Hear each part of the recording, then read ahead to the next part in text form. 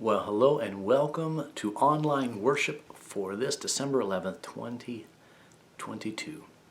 This is the third Sunday of Advent, and we are celebrating at Newtown Congregational Church the gift of the shepherds.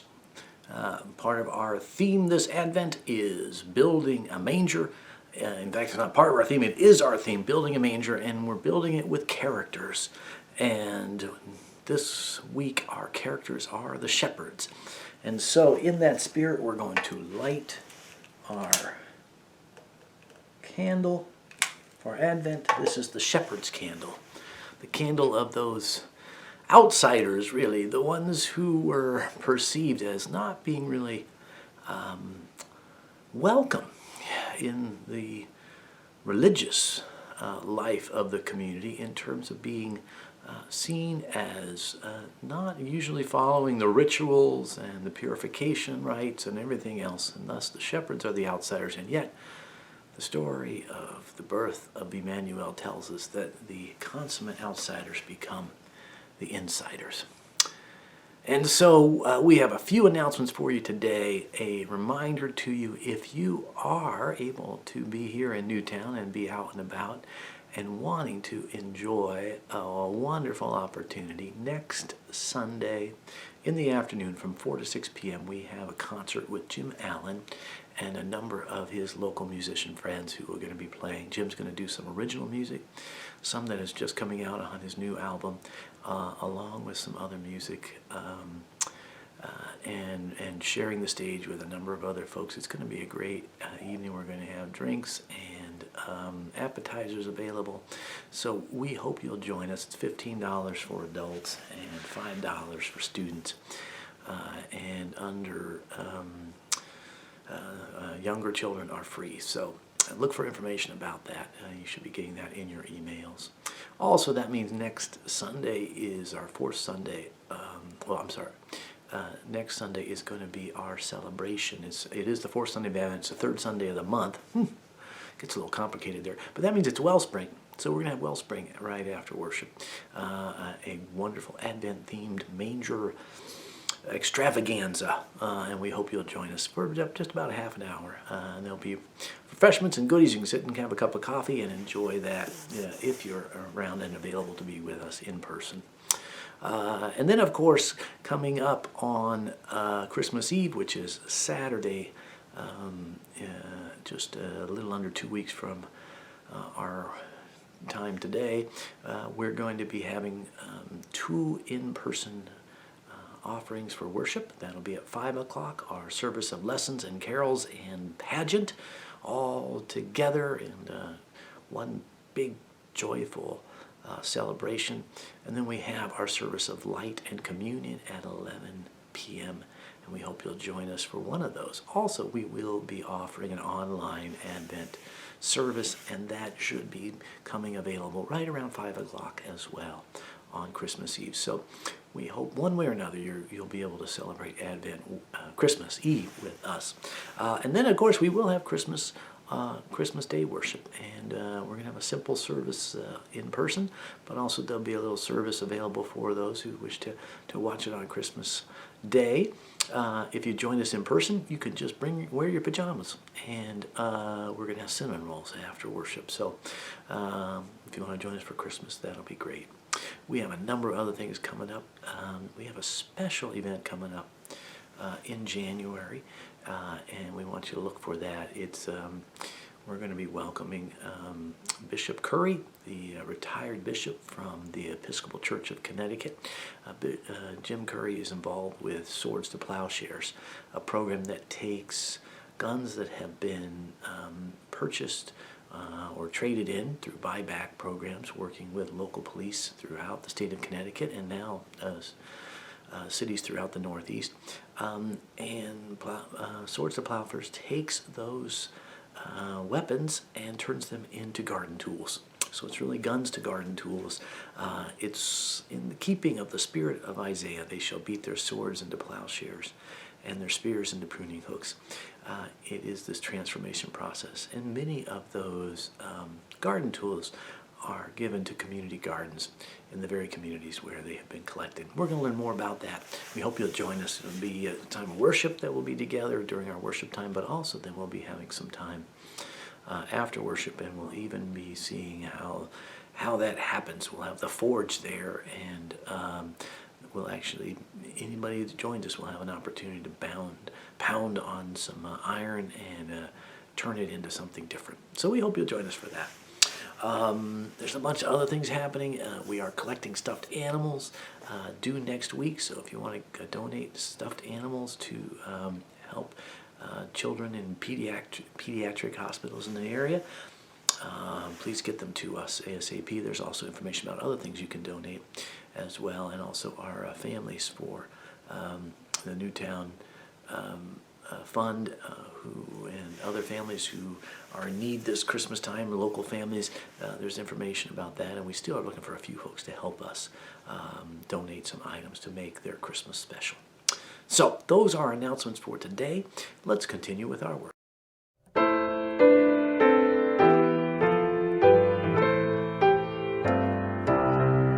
The first Noel, the angels did say, was to certain poor shepherds in fields as they lay, in fields where they lay keeping their sheep on a cold winter's night that was so deep. Noel, Noel, Noel, born is the King of Israel. They looked up and saw a star shining in the east above them far, and to the earth it gave great light, and so it continued both day and night. Noel, Noel, Noel, Noel, born is the King of Israel. Noel, Noel, Noel, Noel, born is the King of Israel.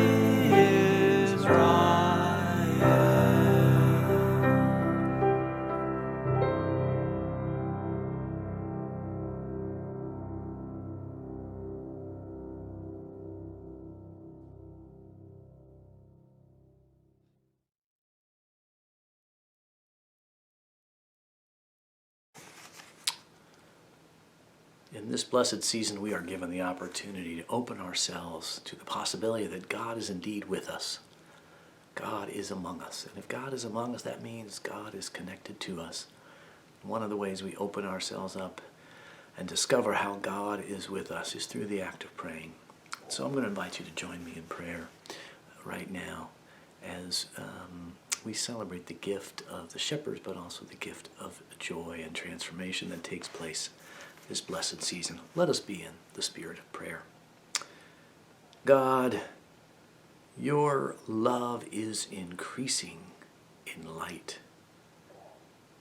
That light shines to us even in the darkness of this season.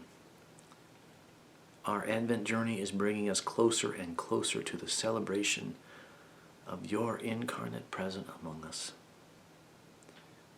We are joyful about what this means.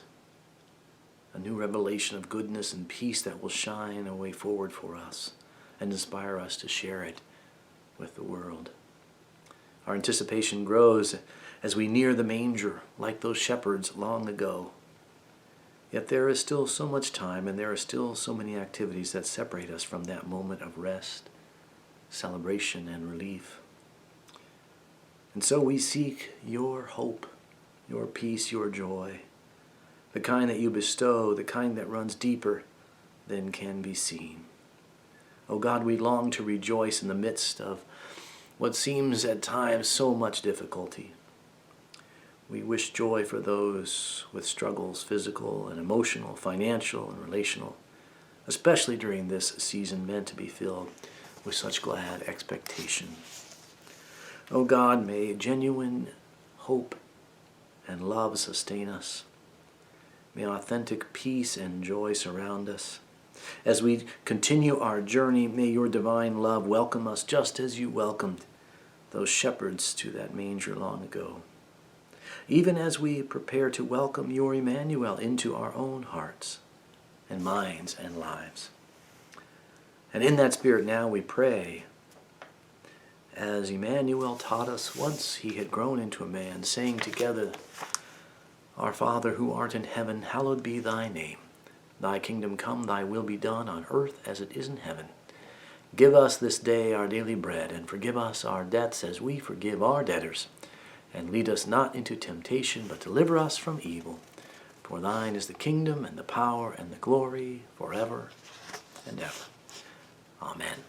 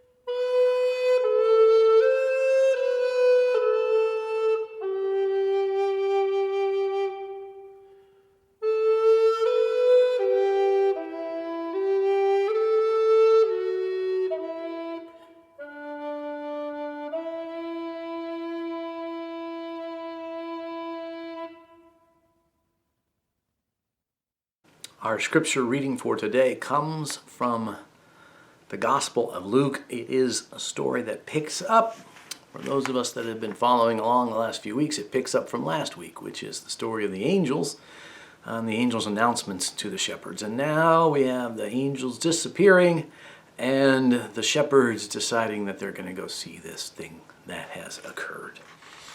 And so it is Luke chapter 2, verses 15 through 20. When the angels had left them and gone into heaven, the shepherds said to one another, Let us go now to Bethlehem and see this thing that has taken place, which the Lord has made known to us. So they went with haste and found Mary and Joseph and the child lying in the manger. And when they saw this, they made known what had been told to them about this child. And all who heard it were amazed at what the shepherds told them. But Mary treasured all these words and pondered them in her heart. The shepherds returned, glorifying and praising God for all they had heard and seen, as had been told them. Here ends our reading. May God add understanding to these, God's holy words. Okay.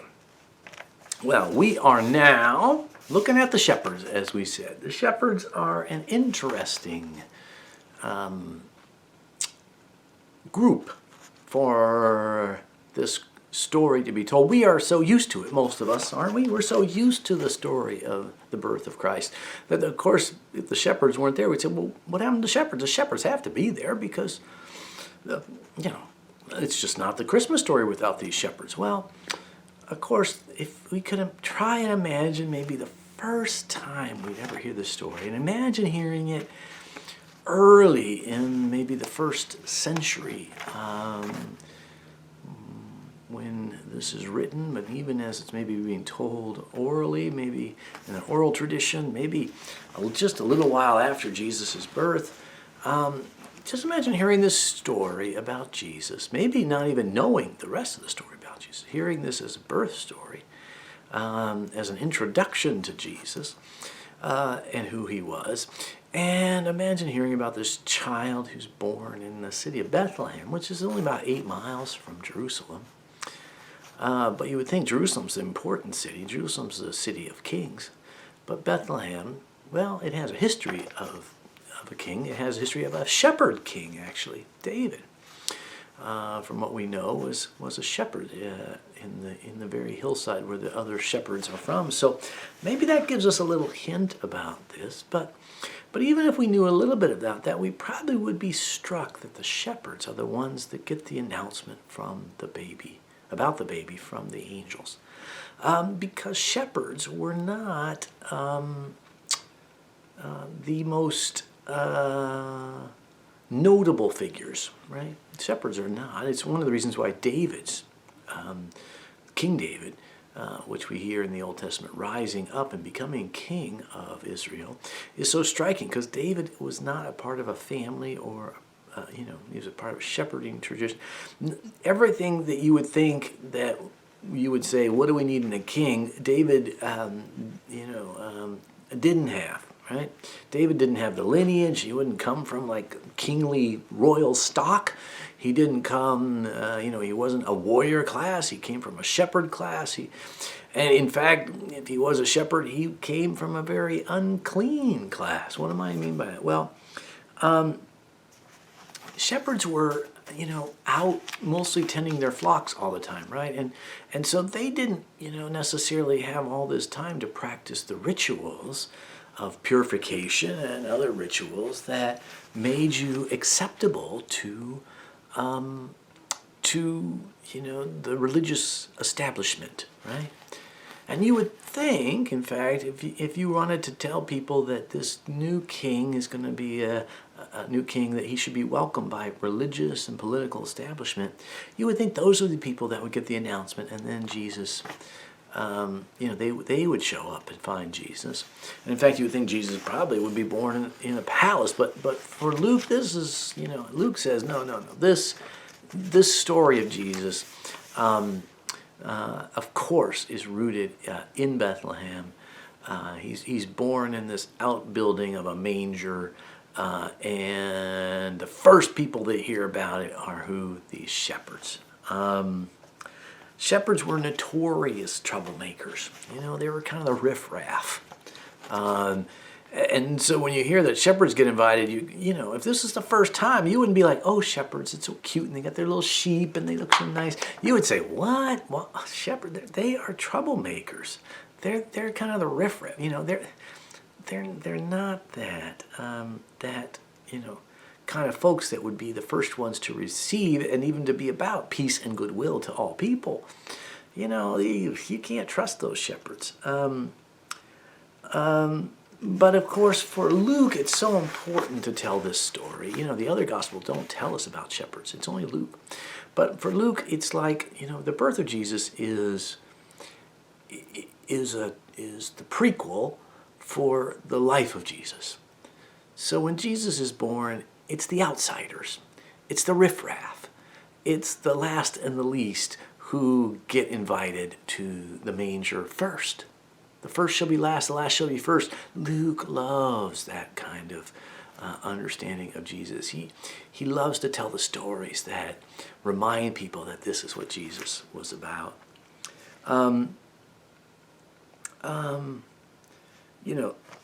But the shepherds also were, not just they were perceived as riffraff and troublemakers. But the interesting thing is shepherds, knew how to work hard, right? They, and they were caretakers. And this is why the image, of course, of shepherding is important throughout in scriptures at different points. We have the 23rd Psalm, the Lord is my shepherd, I shall not want. That image of the Lord as shepherd. We have, these other images. Jesus says, I am the good shepherd. I tend to my flock. This image is there. And so sometimes we think there's this great nobility, but really, probably even Scripture is elevating up in a way that would have been striking to people hearing it. Reminding people really about the way that shepherds did dedicate themselves. These troublemakers, these riffraff, these guys who, were mostly outside of the villages and the cities. And when they came in, they didn't have the best of manners probably, and they smelled of sheep, and the shepherds, they took care, right? They were the ones that protected the sheep, right? They had to fight off wild beasts or other folks that maybe were trying to somehow get a hold of their flock or steal a few sheep from them. They had to constantly protect. And what happens with the shepherds? The shepherds do what the sheep do, right? The shepherds, when the sheep are eating, they're able to eat, right? When the sheep are drinking water, more than likely the shepherds draw water from the same place, right? This is why people kind of like were a little bit more, but they were one with the sheep, right? They slept on the same ground as the sheep. They protected the sheep. When the sheep were hot, the shepherds were hot, right? If it's hot weather, it's hot weather. If it's cold weather, the shepherds were cold, right? If it's raining on the sheep, guess what? It's raining on the shepherds, right? It's wet. So the shepherds are a powerful image because the shepherds are one with their flock, right? And so this Christ child who's born, there is this parallel that the shepherds give to us who hear this story, a precursor, that this one who comes is going to be one with those he tends, the flock he tends, just like a shepherd. And in some ways, he's going to be an outsider, just like these shepherds are, right? The religious establishment's going to say to him of his day, "Who are you? What authority do you have? You're riffraff. You don't do things the way you're supposed to do them.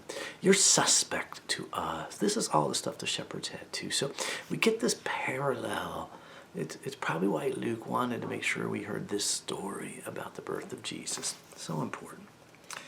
And then, the manger is an interesting place. They come to the manger, right, looking for Jesus. Interesting, we kind of say, how do they find him? Probably there's a number of babies that have been born in Bethlehem around this time, at least a few. And they're told, what are they told by the angels? Oh, you'll find the child wrapped in bands of cloth. Well, most babies are wrapped in, when we say bands of cloth, it's like, you would say sometimes swaddling cloths. People don't know what that is, but if you learn this, maybe many of us who were parents, we learned in the hospital how to take a blanket and tie your child, kind of wrap him tightly, because it kind of makes them feel safe and secure. And so you have this kind of wrapping, binding of children, so that they feel safe. This is what's happening. But that's probably what everybody's doing with their babies, right? So if they're just looking for a baby wrapped in bands of cloth, they may not recognize what a baby is, but they're told where you'll find this baby lying in a manger, in this manger place, right? Probably not that many babies are in a manger place. Most of them might be in some other part of the home, a place where maybe it's a little warmer and the like. We kind of have mangers now. We think of them as wooden. Interestingly, the ancient days, or what we know, some of the mangers around even Bethlehem, this is the manger where the animals might come and feed and grave, the literal manger, right? There's the room or the space that we might call a manger, but there's also the cattle trough, if you will, right? Well, from what we can tell, some of those troughs were actually carved out of stone, right? And then you'd have some hay in there. So this is this is how you'll find the baby. You'll find him not in the best, even, in Bethlehem, even probably has some, from we know of Bethlehem, had some nice houses. But you're not going to find him in the best house, right? You're not going to find him in the top tier. You're going to find him in this manger place. You're going to find him lying in with hay. And this, of course, is how they recognize the baby. And they're so excited. And they go and they tell Mary what's happened, and Mary ponders this, and then they go forth and they tell everyone, and we're told people are amazed. They're amazed, but do they really buy it? I mean, it seems like people forget about Jesus after a little while, this baby that's born. And maybe for good measure, because remember, the shepherds, yes, they are celebrating. They are filled with joy. This is a Sunday of joy. They are so amazed by this. They are so struck by that they've been included. The first are last and the last are first. These last shepherds, these outsiders, these smelly guys, these guys who usually don't get invited to anything, they're invited to the incarnation. They're invited to the holiest of holies coming among them. And they're so excited and so joyful that they tell everyone about it. But more than likely, the interesting thing is if you were going to have people that would talk about this baby and that people would believe them, you would want witnesses, like important citizens of Bethlehem, at least to get them. You would maybe want a bunch of people from Jerusalem, who are well known and respected and religious tradition folks. Those are the folks you want to invite to show up. Because these shepherds coming, people will hear their stories and kind of go, yeah, well, shepherds, they tell all kinds of stories. Do you believe them? I don't know. So this also has this ring of honesty to it, that the outsiders are invited to come first. And a reminder that the shepherds who are so connected to the flock they tend are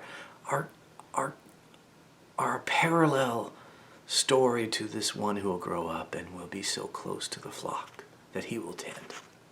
And so that's what shepherds are at this manger. That's what the gift they give us, this as we build this manger, a reminder to us that God is with us, that especially if we feel on the outside, and especially if we're a church that wants to be welcoming, we got to look around. Where are the outsiders? Those are the ones that God invites first to come and be a part of the holiest of moments. Figure out how to get them here, how to be welcoming to them. And then you're not too far from God. And then know that this one who comes to us, this one who is with us as a tender of this flock, who knows us, who's with us in whatever circumstances we have, just like the shepherd's line go, nothing will separate us from the Good Shepherd. So, that's the message for the day.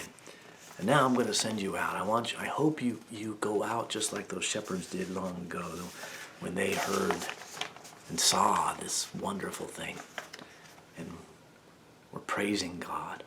Let us go out rejoicing as they went. And so, as you go out, go with the light of joy with you, like those shepherds.